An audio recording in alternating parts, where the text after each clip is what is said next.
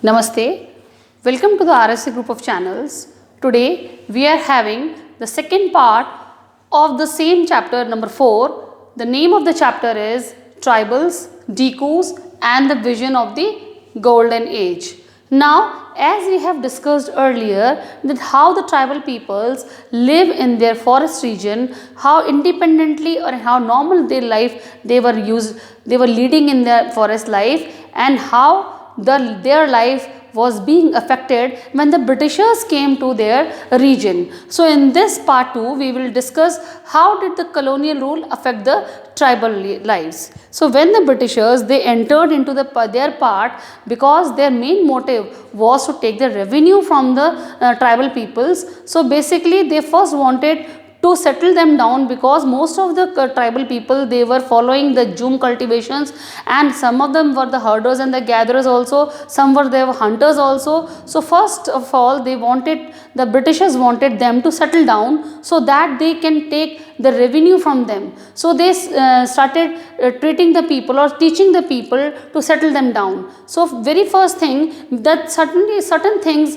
changed in their lives also when they started living down. First, what happened to the tribal chiefs before coming early at the age when the Britishers were not there. So at that time the tribal chiefs or the people who were the chiefs of the tribal communities, they were enjoying a very powerful role in their community. They were having sometimes they were enjoying the economic profit benefit also, and they were having all the rights and all the legal authorities also. They used to, we can say they were little bit a type of administrator in their villages or in their community, and they try to administer their community according to their rules and their regulations. So when the Britishers came to the tribal areas, the position or the role of the tribal chiefs they completely changed. Now most of the powers they have been taken by the British people, and they were limitized. The chiefs they were limitized with some of the rules. For example, they were having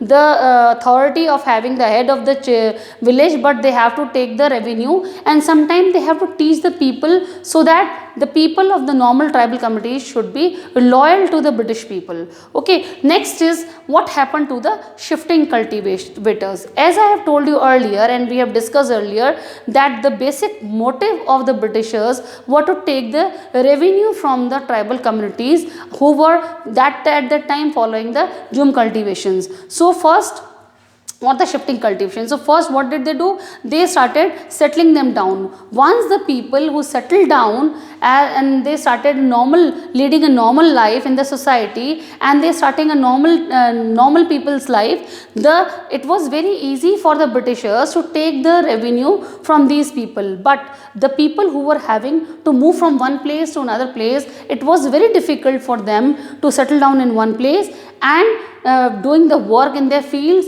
and then give the revenue to the people, because earlier they were not giving any revenue to anybody. So there were some forest laws also.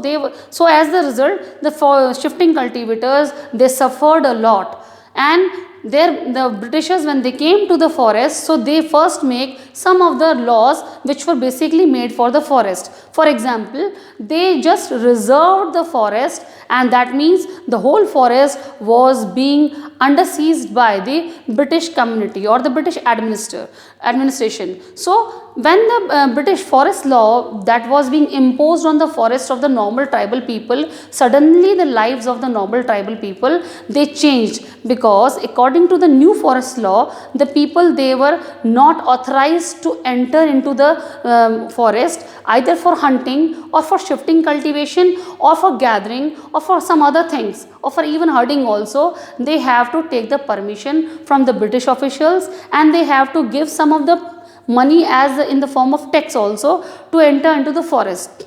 Even they were not able to take the logs, and the forest things were there, and the things were.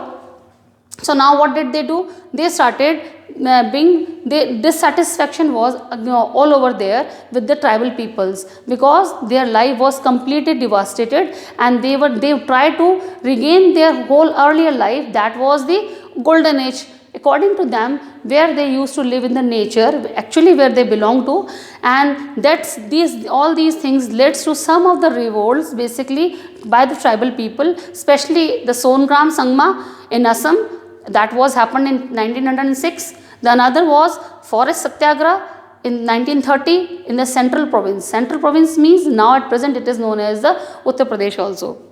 Now coming the problem with the trade. One of the group, that tribal group that was known as the Santhals, they were basically a very normal people and they used to live a very normal life.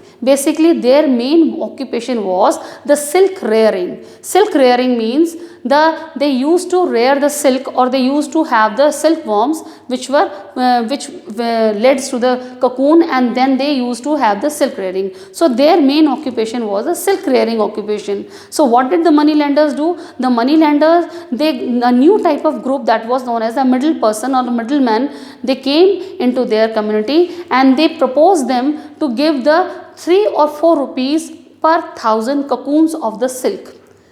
Per 1,000 cocoons of the silk, they already get 3 to 4 rupees, whereas the same cocoon, when it was being delivered to the market, it was being sold at a huge rate. We can say at the rate of 5 times more than they were getting, especially the silk Santhals. So that led to the dissatisfaction to the basically Santhal people, and basically they started disliking these people, because basically their main motive was to change their life standard, because now the old terminology of the society, especially the tribal society, because they started settling down at a particular place, their living standard was changing, so they need the money to reform their living also. For this they started having the silk rearing business also, and in that business also they were having the loss. Once they get to know that these middlemen were playing or were exploiting them, they found it that they were being exploited by these middlemen,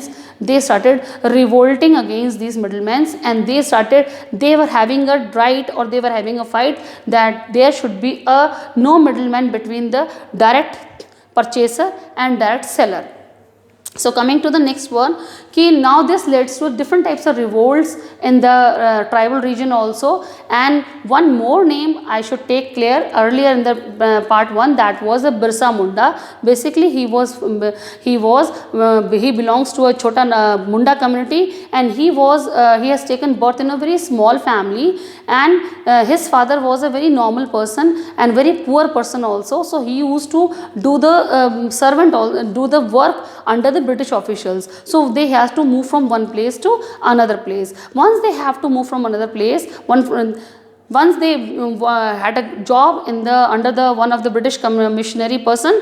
So in that very area, the Birsa Munda, he was being sent by his parents to the missionary school. He was being mesmerized by the British people or the missionaries principles. So his parents, they converted into the Christianity. So after that, his father's job was again changed, and he came to in the influence of the another Hindu person who was a Vaishnava person. So once he again come to the influence of the Vaishnava person, he again changed his religion.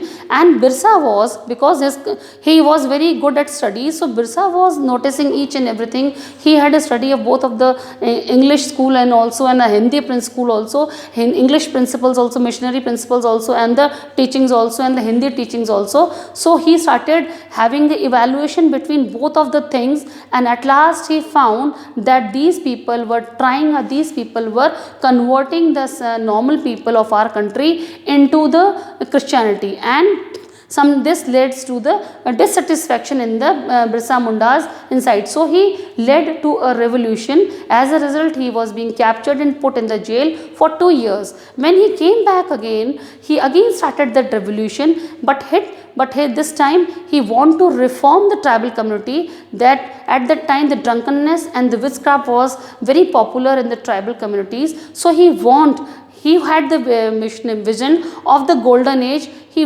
wanted that the all tribal peoples, they start living in the same area, same zone that they were living earlier at the time of the normal people. So at that time, they were making the embankments on the rivers, they were having their own springs, they were having their own jhum cultivation, they were practicing jhum cultivation, and they were living a very normal and a very simple life. But now as the Britishers, they came, or we can say as a dikus came into their life, suddenly their life was completely changed, and they were all being puzzled up with the normal norms of the life. So he wanted that these people, they again lead to the again go back to the same era where the people were having a very simple life. So this led to the main revolution, and he was the leader of that revolution, a movement, and most of the tribal people suddenly they started following him, and it leads to a huge movement which terrifies the British people, and they again captured him and put him in the jail.